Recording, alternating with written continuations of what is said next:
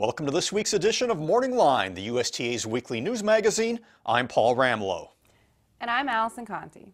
Last week we saw an exciting Sun Stakes Saturday card from the Downs at Mohegan Sun Pocono, where Wiggle It Jiggleit bounced back from his lone loss in the North America Cup, taking the Max C. Hempt Memorial Final in 1:48-2. He never surrenders. I mean, he's just a good horse. He's classy. He's just awesome. I mean, he does everything he's supposed to. He doesn't like to lose. We also saw an exciting matchup in the Sun Invitational, with the world's fastest trotter, Sebastian K, returning for his first start of the season.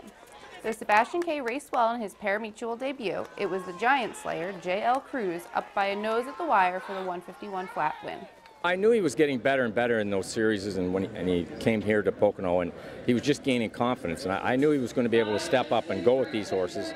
To say he was going to beat them, I don't think anybody knew that for sure, but I knew he could compete at this level. And this week's tweet of the week includes a shot of Wiggle It Jigleit's biggest fans after his win. Coming from the Downs at Mohegan Sun Pocono, team hashtag Wiggle It Jiggleit after his win in the Max C. Hempt Memorial. Looks like he has quite the fan club. Ron Waples, driving I'm Fabulous, won the $10,000 Mr. and Mrs. Elbridge Gerry Memorial Trot at Goshen Historic Track this past Sunday by 1 length in a time of 2 minutes. The annual event, sponsored by Elbridge and Peter Gerry in memory of their parents, features drivers and trainers who have Hall of Fame status, with a meet and greet for fans after the race. I don't miss anything about driving. I got to the age where I didn't feel that I could compete at the level I wanted to compete at. So I decided you can do one of two things. You can either dislike the industry that gives you everything you got, or you can try to help other people or enjoy it, and that's what I've decided to do. I know every young driver in Canada, and ones I like, the ones I say got a little learning to do yet, so that's what I spend my time at. This race, is it different than other races, more gentlemanly or more competitive? Well, I'd say it's very competitive, but I'll tell you what's different about here, and what they should be very, very proud is the crowd. There's no betting, there's no nothing. They're here because they want to see the horses race. I'm here 6 months training horses with my son, and my son asked me, he said, why don't you go, meet all your friends. So it's all right, but it feels good. But I've been a bike a lot, at home. You see John, a lot of these guys I haven't seen in 10 years. Will we see you again next year? Yeah, I'll come back. My son asked my wife, asked me, yeah, I'll go back. Over the next 2 weekends, the eyes of the harness racing world will be focused on the Meadowlands. 14 horses have entered for this Saturday's Crawford Farms Meadowlands Pace Eliminations at the Big M. The Pace Eliminations are part of a Saturday card that also includes a single elimination for the Mistletoe Chalet for 3-year-old female pacers, Reynolds Stakes divisions for 3-year-old male and female trotters, and the $250,000 Graduate Series final for 4-year-old trotters, featuring JL Cruze, Father Patrick, and Shake It Carey. The Meadowlands Pace Eliminations feature last week's Hempt Memorial Champion Wiggle It Jiggleit, North America Cup victor Wakizashi Hanover, and Art Rooney Pace winner Indy Arsenal. Also in the race is the unbeaten Iowa Fair champion Roland N Rock, who will be driven by Hall of Famer John Campbell for co-owner trainer Duane Roland. Like on an Iowa Fair track, he goes in 159, and we take him down to Springfield, he goes 151 a week later. So you tell me, I mean, he's adaptable to whatever we want him to do. It's part of his mystique in the fact that no one knows how fast he is, not even us. The breeding that he has, people are like, oh yeah, he could be good. The horse, like, he comes in there and he'll just stand there like a statue. He doesn't jump around, he doesn't throw his head. He just like, I'm good, take my picture. It'll be our first time that we actually raced the horse at the Meadowlands that we trained and brought out here on our own. It's like a dream come true. I mean, we don't race for a living. We farm, and that's our income, so we can support our horse habit.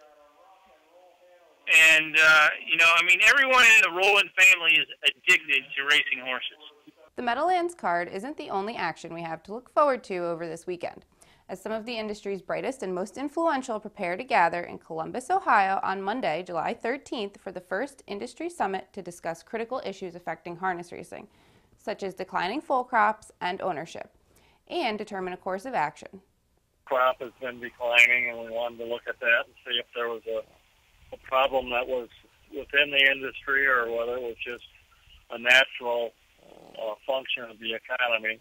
We know that the thoroughbreds have had the same or even better, bigger drop than we had. We know from talking to people in Sweden that their drop-off was almost 75% number of foals.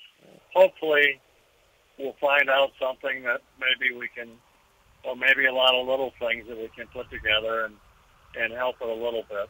While on the road this weekend, the USTA crew was able to catch up with some of those who will be in attendance and hear their initial thoughts. Well, we're looking about the betterment of harness racing. I think it's about time everybody stood up and took accounting of themselves. We have to be less passive and a little more on the go as far as helping our industry. Is there any one or two things specifically you would really like to see come out of this summit? Well, naturally, new ownership and an expanding of the breeding industry. I think people don't realize before they were claimers, they were yearlings, and somebody's got to manufacture our horses and make it profitable. And I intend to be blunt, because I know there are some things that we're not doing that I think we should be doing. What does success look like coming out of this summit? I think success is getting everybody, first of all, in the room together. I don't think we can get too many things going, but I think if we can come out of there with 2 or 3 good ideas and start working on those right away, and then once those get accomplished, move on to bigger and better things. You know, look, everything's on the table at this point in time. Which leads us to this week's Sound Off on Social question. As the industry leaders prepare for the Industry Summit, they are no doubt gathering their ideas and making plans to help us address these issues together. I'd like to know what all of your concerns are, and, given the chance, what your course of action would be to address them. Let us know on our Facebook page or on Twitter at US Trotting. All those that sound off have a chance to win some USTA swag. In this week's edition of Paul's Paddock Picks, I'll take a look at the Graduate Series final this Saturday at Meadowlands Racetrack. JL Cruze is the hottest horse heading into the Graduate, and I see no reason to jump off the bandwagon this week. He defeated Dan Patch Award winners Sebastian K and Father Patrick in his 3 most recent starts, and will have to battle Father Patrick again this week, as well as Trotter of the Year Shake It Carry. I think he is up to the task. Father Patrick has been idle since finishing second to JL Cruze in the Graduate leg on June 19th. He drew the 7 post this week, but I am sure driver Yannick Gingras will get him into contention turning for home. If my top pick falters, look for Father Patrick to head to the winner's circle. Shake It Carry and trainer driver Jimmy Tactor will score from post 4 in the Graduate. She was 4th in her most recent effort, the Armbro Flight Final on June 20th at Mohawk, a loss which snapped a 3-way winning streak. Look for her to rebound nicely in the Graduate and end up with the show check. So in the Graduate Final, I am going with JL Cruze to win, Father Patrick to place, and Shake It Carry to show. That'll do it for this week's edition of Morning Line. Thanks for joining us, and tune in next week for all your behind-the-scenes harness racing action, including a look at the Meadowlands Pace Final at the Meadowlands Racetrack. We'll see you next week on the Morning Line.